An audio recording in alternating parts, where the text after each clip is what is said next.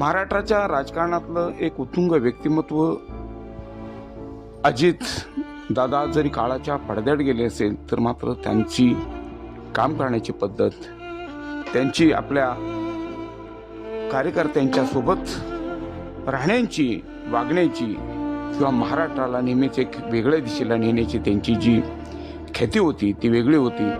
आज जरी दादा काळाच्या पडद्यात गेले असतील मात्र दादांचा हा करारीपणा, दादांचं उमद नेतृत्व मात्र महाराष्ट्राला खऱ्या अर्थानं आज पोरकं करून गेलेलं आहे. गेल्या अनेक वर्षापासून या महाराष्ट्राच्या राजकारणामध्ये स्वर्गीय यशवंतराव चव्हाण यांच्यानंतर या महाराष्ट्राच्या राजकारणामध्ये अनेक उपमुख्यमंत्रीपद अनुभवलेले ही व्यक्तिमत्व आज ज्यावेळी एखाद्या काळाच्या पडद्याआड जातं त्यावेळी महाराष्ट्रातल्या कार्यकर्त्यांच्यावरती आज शोककळा आपणाला पसरलेली बघायला मिळते.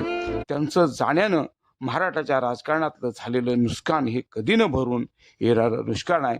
तरुणांच्या प्रती असणारी त्यांच्या भावना, राजकारण्यांच्या प्रती असणाऱ्या भावना ह्या वेगळ्या होत्या. म्हणून महाराष्ट्राच्या राजकारणात अशी काही गोड माणसं होती आणि अशी माणसं जाण्यानं महाराष्ट्रातल्या राजकारण्यांना आणि महाराष्ट्रातल्या तरुण पिढीला खऱ्या अर्थानं आज शोकसागरात गेल्यासारखं वाटतंय. अजितदादा यांच्या जाण्यानं संपूर्ण महाराष्ट्रावर दुःखाचा डोंगर कोसळलेला बघायला मिळतोय आणि म्हणून आज महाराष्ट्र आपणाला दादांच्या जाण्यानं कुठेतरी सुन्न झालेला बघायला मिळतोय.